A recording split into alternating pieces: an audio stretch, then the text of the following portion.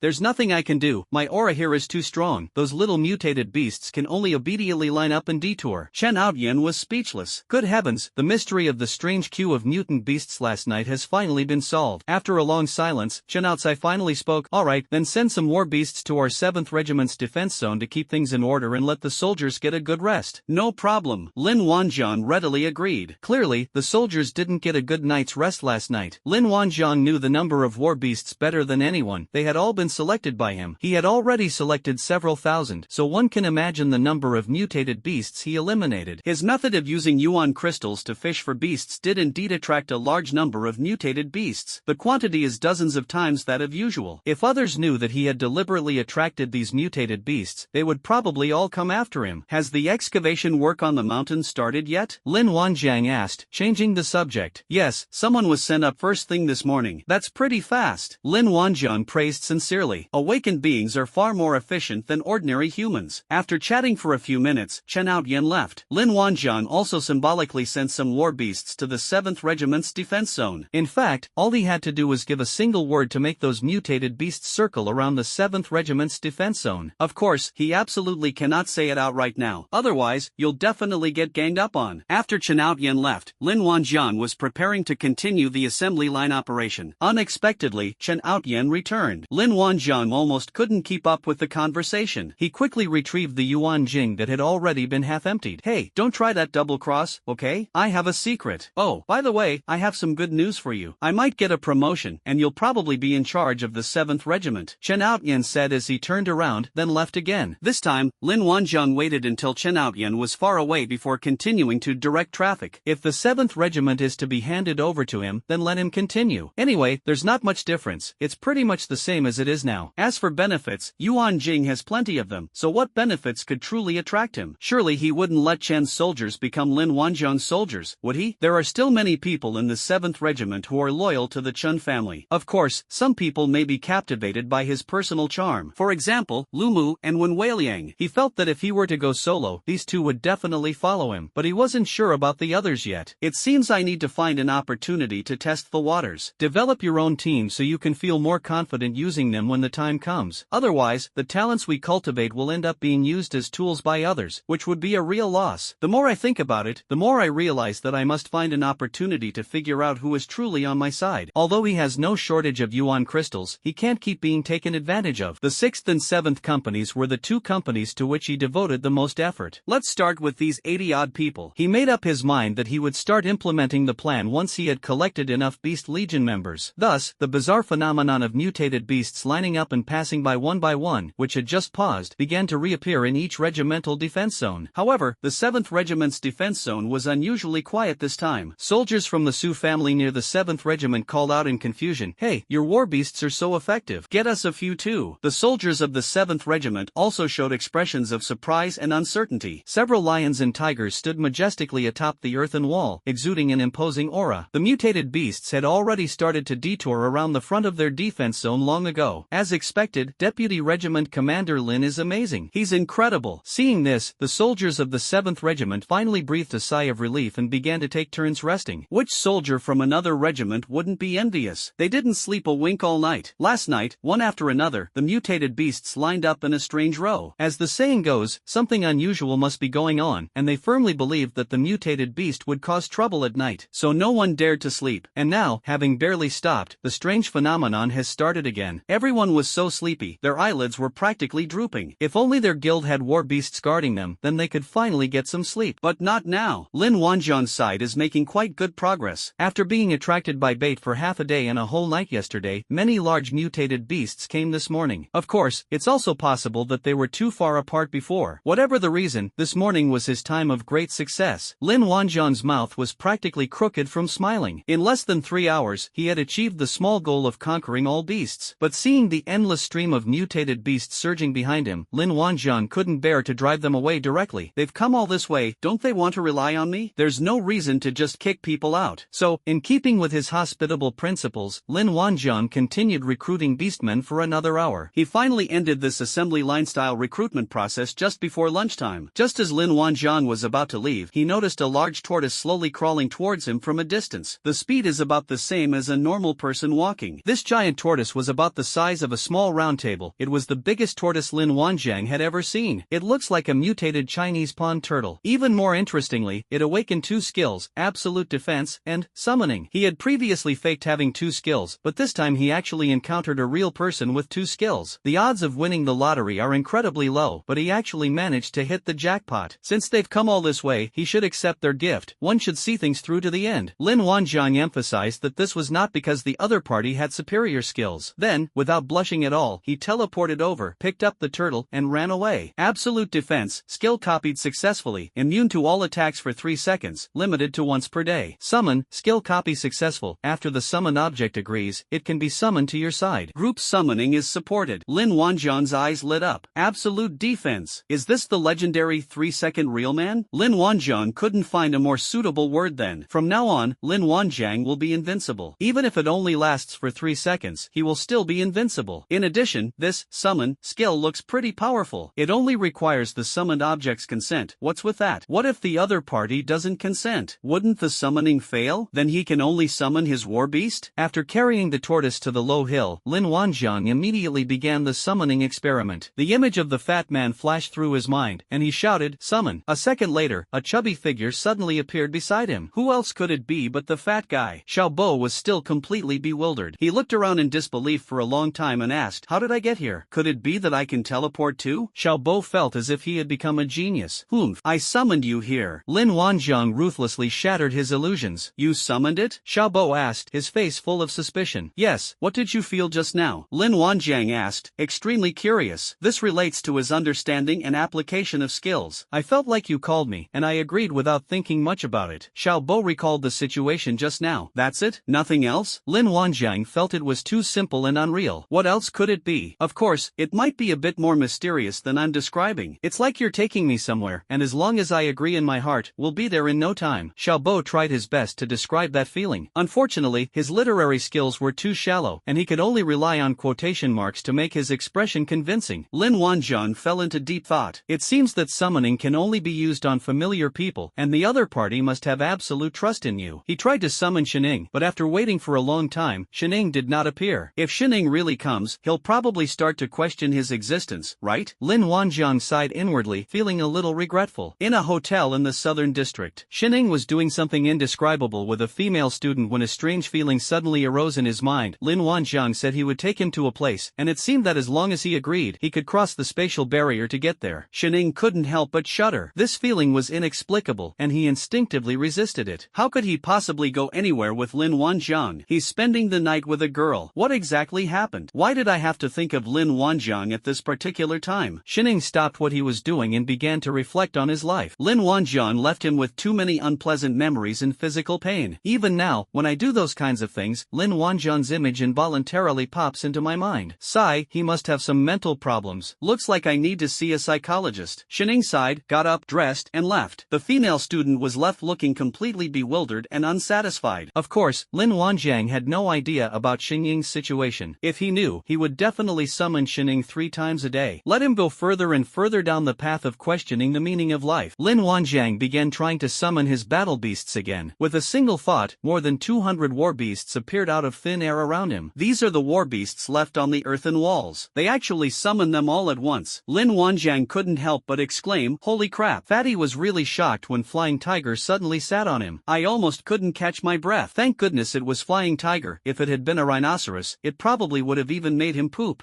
Sorry. Lin Wanjiang was a little embarrassed and quickly helped the fat man up. Omega, let's give the fat guy a treatment to relieve his discomfort. Xiaobo pointed at Lin Wanjiang for a long time, but couldn't say a single useful word. Could you please remind me next time, bro?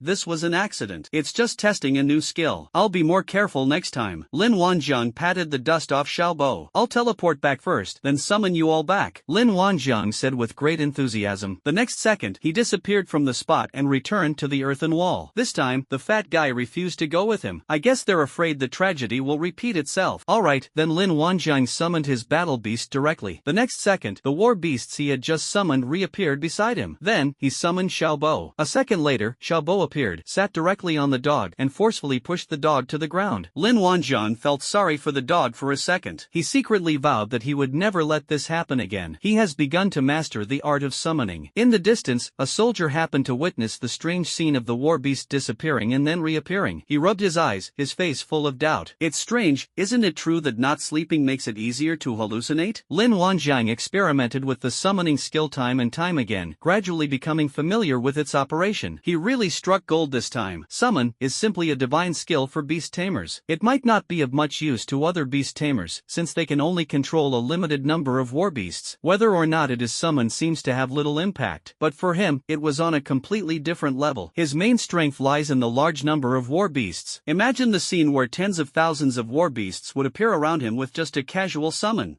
Just thinking about it is amazing. It was like divine soldiers descending from the sky. Anyone who dares to provoke him, he'll challenge them to a one-on-one fight. He could even let them take on his entire group one-on-one and see if they're still afraid. He had previously worried that these war beasts were too conspicuous and took up too much space, and how he would take care of them. The appearance of this turtle has directly solved all his troubles. This low hill has limited space, and it seems a bit crowded to keep so many war beasts. Lin Wanjiang has already begun searching for a new location for his war beasts. In traditional Chinese culture, the tortoise has always been regarded as an auspicious creature, symbolizing longevity and good fortune. I never expected that the skill it awakened would be so auspicious. The ancients were right. He decided that he would treat turtles better from now on. After all, it might live a long time and could easily be passed down as a family heirloom. He's even starting to look down on the 3-second real man now. He's really getting arrogant. At this moment, Lin Wanjiang sensed the call from Brother Turtle. So this is what it feels like to be summoned. Suddenly, it dawned on him that the fat man's long explanation was actually quite simple. He answered Turtle Brother's call, and the next moment he felt dizzy and appeared directly on the low mountain. Turtle was staring at him with a resentful look. "What's wrong? What do you want?" Lin Wanjiang asked, puzzled. The turtle raised its claw and pointed at the Yuan crystal in the distance. It's as if it's saying, "You carried me here, but where is Yuan Jing? Where is my Yuan Jing?" Lin Wanjiang understood instantly. "Yes, we need Yuan Jing. We have plenty of crystals, enough to meet your needs." He immediately took out 2 sacks of Yuan crystals and tied them to the turtle's back. "Follow me from now on, you'll never suffer a loss. You'll get plenty of Yuan crystals and feed." Lin Wanjiang patted the turtle's back with a smile. "It's really sturdy. It has no absolute defense, and ordinary methods probably won't be able to do anything to it." The turtle blinked, looking at him with a bewildered expression. "Feed? What kind of feed? What kind of food should I feed my turtle? This turtle is clearly more intelligent than ordinary mutated beasts, probably about the same as that pheasant. Although it can't speak like a dog, it seems to understand what he's saying." To verify this, Lin Wanjiang prepared a pile of feed for the turtle on the spot. Eat as much as you want. I'll go prepare some rations for the other underlings too." With that, Lin Wanjiang left with a flourish. The turtle was left completely bewildered, its head spinning in the wind. Lin Wanjiang Wanzhong ran all over the mountain, scattering a large pile of feed before returning to the earthen wall. The other war beasts must not go hungry either. They must have plenty of food. That's right, he naturally replicated the feed production process. A dignified beast tamer must be self-sufficient. It's just that it's not used normally. With Lumu readily available, why should he do it himself? The position of Grand Steward belongs to Lumu alone. No one can take him away. Upon returning to the earthen wall, Lin Wanjiang suddenly noticed an increasing number of mutated beasts outside. He had clearly already put away the Yuan crystal pile. Why are the mutated beasts still surging in? My heart skipped a beat. I'm doomed. The mountain behind him has a Yuan Jing mine. How could you forget about this? The bait was thrown out too aggressively, and the herd of animals came on their own. Mining of the Yuan Jing mine on the mountain has now begun. The concentration of elemental crystal energy here is definitely far greater than elsewhere. No wonder the herd of beasts gathered here. Embarrassing, this has blown up. He just wanted to recruit some war beast underlings, which wasn't wrong. At this moment, more and more mutated beasts gathered, and ferocious beasts were mixed in among them. They confronted Lin Wanzhong's war beast legion, but this time, there seems to be no intention to back down. Some of the mutated beasts were even stirring and preparing to charge. After all, there were fewer than 200 war beasts on the earthen wall. Large war beasts such as elephants, rhinoceroses, tigers, lions, and brown bears were all located under the earthen wall. The leopards and wolves on the wall alone are clearly not enough to deter them. By this time, the fat man had already fallen asleep leaning against the side. It's normal to feel sleepy after not sleeping for a day and a night. It's already quite an achievement to have lasted this long. Lin Wanzhong didn't wake him up. He walked out of the city on his own. Assembly line workers are back on the job. He is now at level 4, continuously absorbing elemental crystals without feeling tired at all. So he started recruiting followers again. It's like the registration period for new students has ended, but suddenly another batch of new students arrives. He couldn't refuse, because there are many top students among the new students that he has his eye on. You're not bad. Go report to that low hill in the back. Your qualifications are a bit lacking, but your physique is alright. Go and report for duty too.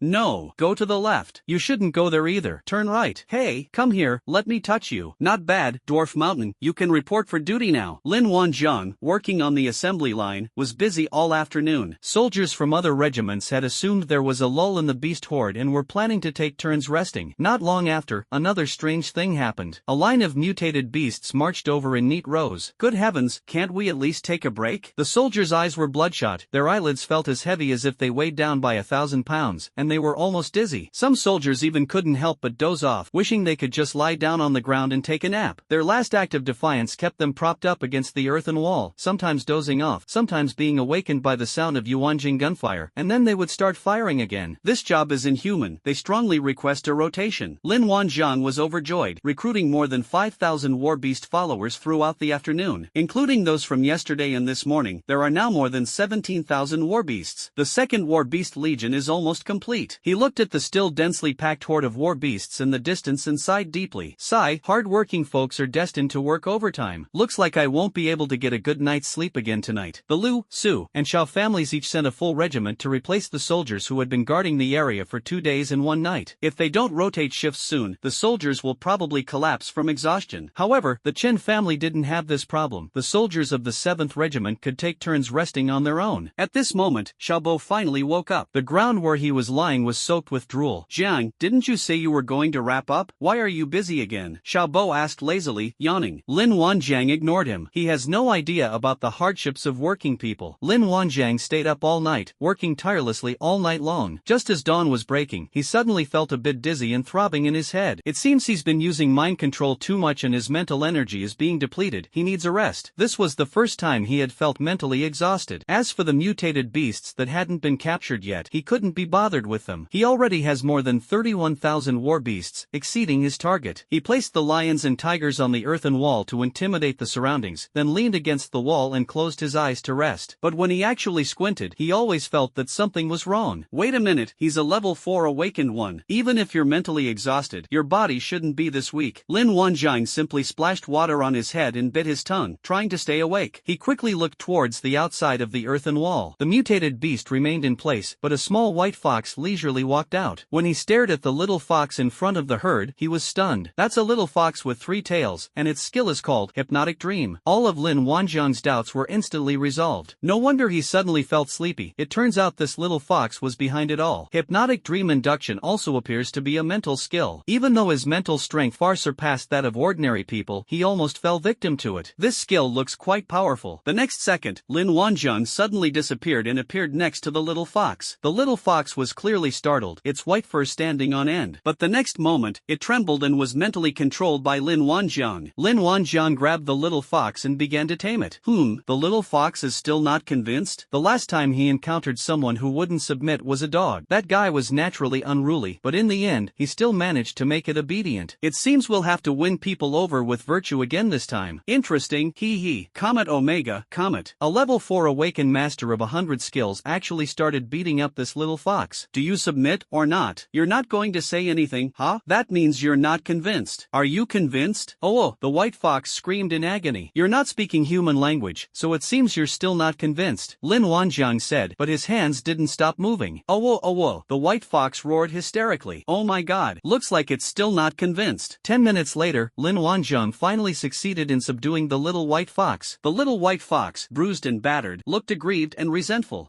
Why didn't you do this earlier? Wouldn't it have been easier to just acknowledge me as your subordinate? Lin Wanjiang scoffed. Sigh, there are always people who like to test the limits of authority. He stood up and stretched. The little white fox cried out in grievance. If Lin Wanjiang could understand it, the little white fox would have already submitted when it first started crying. Its subsequent struggles were completely futile. Where can it go to seek justice? Lin Wanjiang ignored the little white fox and instead began to study his newly acquired skills. The skill hypnotic dream induction is quite interesting. It can put people to sleep and also interfere with their dreams. You stay here and keep order. Don't let the other mutated beasts cause any trouble, Lin Wanjiang instructed, then his figure flashed and disappeared. This skill is so fun, of course he has to try it. The question is, who will be the guinea pig? The only one here is Fatty, so we'll just have to make do with him for now. At worst, we'll arrange some big chicken legs for him in our dreams as compensation. Lin Wanjiang walked to the fat man's side, where the fat man was fast asleep, which was just right. He entered the fat man's dream directly and found that the dream was full of all kinds of delicious food. Isn't this just enjoying a Manchu Han imperial feast? Lin Wanjiang smiled with a wicked grin. The fat man was enjoying a chicken leg when suddenly his dream shifted and he was being chased and beaten by a red pheasant. The bewildered fat man dropped the chicken leg and started running frantically. Brother chicken, brother, don't hit me,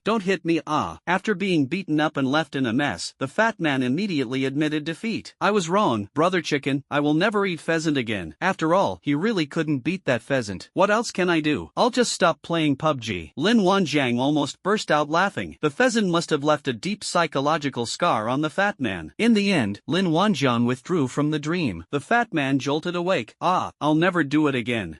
It was just a dream. The fat man's chest heaved violently, his face filled with lingering fear. Fatty, what's wrong? Lin Wanjiang asked with concern. The fat man looked around strangely, and after a long while said, I dreamt that I beat up a pheasant, and then I ate a chicken leg in front of it, and then I woke up. Oh, Lin Wanjiang said with a half smile, as long as you're happy. In an instant, a new idea flashed into his mind. I'm going out for a bit. If anyone looks for me, please make an excuse for me. With that, Lin Wanjiang vanished into thin air. Human nature cannot withstand testing, but he insisted on putting it to the test. The target of the test was all the soldiers of the 7th Regiment. He could use this opportunity to find out who could form an alliance with him. After all, if the 7th Regiment was a team he had personally assembled and belonged to, then there would be no need to test it. Human hearts are complex, and there aren't that many saints. He understood the principle that if the water is too clear, the fish will have nowhere to stay. But he was a paratrooper and not a member of the Chun family. If he really becomes the commander, he'll have to figure out who he can trust. Back when he was in the 6th and 7th companies, he didn't think that much about it. Passionate young people went to the front lines to defend their homeland and fight for the greater good of the nation. He taught everyone crystal guidance techniques to give them another way to survive. Giving out some elemental crystals for everyone to practice with is just a way to get excited when facing countless mutated beasts on the border. As the company commander with his 43rd subordinate, it was perfectly normal for him to give his men some perks. Now he has the opportunity to properly take over the entire 7th Regiment, and the number of people under his management has increased tenfold. It is crucial to distinguish who are on your side, who can be won over, and who are absolutely loyal to the Chun family. At least in his view, it was absolutely necessary. This relates to the future allocation of resources and the key individuals he will focus on developing. He doesn't lack yuan crystals. Why would he use his own money to raise an ungrateful wretch? He didn't consider himself to be that noble. If these soldiers had no family backgrounds and were only loyal to the alliance and the people, then Lin Wanjiang could have easily ensured that education was provided to all without discrimination and that resources were allocated fairly. However, the soldiers in these legions were actually the private armies of various families, directly assigned by each family, and could not be treated equally at all. Since that's the case, there's nothing more to say. Lin Wanjiang began by hypnotizing the soldiers of the 6th Company into a dream. He was actually quite nervous, because the 43 members of the 6th Company were the team he had the longest contact with and the team to which he devoted the most effort. If even they can't be tamed, Lin Wanjiang felt that the situation of the 7th Regiment wouldn't be too good either, and he could only try to cope. In his dream, Lin Wanjiang set up a scenario where he broke ties with the Chun family. The soldiers had to choose between him and the Chen family. To Lin Wanjiang's relief, Lu Mu and Wen Weiliang were the two who reacted the fastest. Without hesitation, they ran away with Lin Wanjiang. That was incredibly decisive. Lin Wanjiang felt a warm glow in his heart. He had secured both the positions of General Manager of Feed and General Manager of the Kitchen. The remaining 38 people hesitated for a moment, but ultimately chose to go with him. Only 3 people remained unmoved and ultimately sided with the Chun family. Lin Wanjiang was quite gratified. All his hard work over the past few months had paid off. 40 out of the 43 people stood by him without hesitation, which made him feel that all his efforts were worthwhile. Some people might be drawn to him because of his financial power, but money power is still power, isn't it? There's nothing shameful about liking Yuan Jing. Who doesn't? As long as your stance is sound, nothing else matters. As for the 3 people who were loyal to the Chen family, one of them was surnamed Chen and was probably a distant relative of the Chen family, while the other 2 were veterans. Lin Wanjiang couldn't say they were untamable. However, they were prejudiced from the start and identified the Chen family first, so their stance naturally fell to the Chen family. Then there's nothing more to say. This number far exceeded his expectations. It was even a pleasant surprise. That damn personal charm. Next, Lin Wanjiang will test the 7th Company, which is Xiao Bo's company. These past 2 days, Xiao Bo, that unreliable company commander, hasn't been taking care of the 7th Company, letting them run wild. Nobody knows what the outcome will be. The same dream, this time it turned into a scene of him and Xiao Bo breaking ties with the Chen family. After all, the 7th Company was trained by Xiao Bo, so their bond was naturally stronger. After testing him through a dream, 30 out of the 43 people in the 7th Company supported him and Xiao Bo. Of the remaining 13 people, 10 chose the Chen family without hesitation. The remaining 3 hesitated for a long time before finally choosing the Chen family. Choices made in dreams reflect a person's true inner self. Therefore, the accuracy of dream-based tests is beyond doubt. It's much more reliable than a lie detector. Although he only had 30 supporters, Lin Wanjiang was still pleased. In fact, Xiao Bo was very dedicated to the 7th Company. Almost all the resources that the 6th Company had, the 7th Company could also enjoy. After all, Xiao Bo shamelessly fought for the same benefits for the 7th Company. Xiao Bo did not let the 7th Company down. It could even be said that his contributions surpassed those of many company commanders. With 30 people supporting Xiao Bo, that's not bad. The other 3 people who chose the Chen family hesitated for a while, indicating that there was still room for negotiation. Lin Wanjiang wrote down the names of these 30 people and labeled them as his own people. He then tested soldiers from several other companies. I thought I would come up empty-handed, since I didn't have much interaction with them. It's just a few days of sharing sessions. Unexpectedly, 10 little fans chose to support him. This result surprised Lin Wanjiang. As for all the company commanders, they stood on the Chun family's side without hesitation. The fact that they were able to climb to that position speaks volumes. After this test, Lin Wanjiang gained confidence in the situation of the 7th Regiment. Finally, he created several different dreams for each person as a way of concluding the story. When everyone wakes up, they will only feel that the dream was distorted and will not remember exactly what happened. This is to avoid the situation where everyone wakes up and finds they had the same dream, and then they get together and discuss it, which would be extremely strange. After all, if a person only has one dream, the impression of that dream will undoubtedly be more profound when they wake up. However, if a person has several dreams in a row, they will inevitably feel a little confused when they wake up. The memories in the dream will become confused, and the brain will unconsciously discard many useless memories. He did a good deed by letting the soldiers of the 7th Regiment get a good night's sleep, didn't he? Look at the soldiers in other regiments. They all have black eyes and have to take turns resting. When he returned to the earthen wall, it was already broad daylight. But when he looked outside the wall, he couldn't help but freeze in surprise. Holy crap! The area outside is practically a breeding ground for mutated beasts. That's way too many. It's like a concert with 100,000 people. There aren't any mutated beasts in the other defense zones right now. It's very quiet. Did they all come here? That doesn't make sense. There are absolutely no elemental crystals left outside. Why are all these mutated beasts gathered here? Are they having a meeting? Is this what's called the clustering effect? Lin Wanjiang rubbed his temples, his head throbbing. He already has enough war beasts. There's no need to add more. With over 31,000 beasts, even the chief steward Lu Mu was almost exhausted from feeding the war beasts. There are enough of them to form 3 fully fledged war beast legions. However, he couldn't ignore ignore these mutated beasts outside. If things continued like this, a small beast tide would definitely break out. His eyes suddenly lit up. You're finally back. How was it? Wasn't it spectacular? Your battle beast is still the most powerful. Those mutated beasts outside didn't dare to come any closer. The fat man beside him was extremely excited to see him return. You're getting ahead of yourself. I have a feeling this isn't as simple as it seems. Something big is about to happen. Lin Wanjiang said slowly. As he watched the mutated beasts surging towards him from afar, he felt increasingly uncertain. This is clearly a conscious concentration of resources, preparing for an outburst. I have to say, these mutated beasts are actually quite intelligent. Something terrible is definitely going to happen. At this moment, Chen Outyen arrived for his routine inspection. When he saw the mutated beast outside the earthen wall, he was completely stunned. What's going on? There are several times more cases than yesterday. They were so numerous and densely packed that it was impossible to count them all. Xiaolin, what's going on? How can there be so many mutated beasts? Boss, don't forget, there's a yuan crystal mine behind this, which is a deadly temptation for war beasts. Lin Wanjiang shrugged. Of course, he wouldn't reveal that he had laid the bait. But why are they all gathered here with you? What exactly did you do? Chen Outyen asked, his face full of suspicion. I don't know, maybe there are some of their kind here? Lin Wanjiang was also puzzled. Could it be that he has taken in too many war beast minions, which has annoyed the mutated beasts? That's impossible. There are only tens of thousands of them. What do we do now? Can we still hold them off? Chen Outyen pointed at the mutated beasts outside, his tone filled with unease. Even Chen Outyen, who has seen many storms, is so nervous, which shows that the number of mutated beasts outside is indeed frightening. I'm not sure how long we can hold out, but I think we should have about half a day left. Quickly notify the others to prepare. I have a feeling a small beast tide is coming. Lin Wanjiang spoke frankly, reminding everyone to take precautions in advance. If all else fails, let's retreat. With so many mutated beasts, he, an assembly line worker, simply couldn't handle them all. The mutated beasts are gathering much faster than before. He can't keep up with the pace at which he recruits followers. He could only guarantee that nothing would go wrong within half a day. Of course, he could also summon all his war beast minions to clean up the scene. But what's the point of doing this? He's not some selfless saint, doing all the hard work for others. After all, this yuan crystal mine was not what he wanted at all. These yuan crystals would ultimately end up in the pockets of the four families. In the end, it was only others who were fattened up by him. The current situation appears to be partly his doing. In reality, Lin Wanjiang's baiting only accelerated the process of the mutated beasts gathering. With the mining of yuan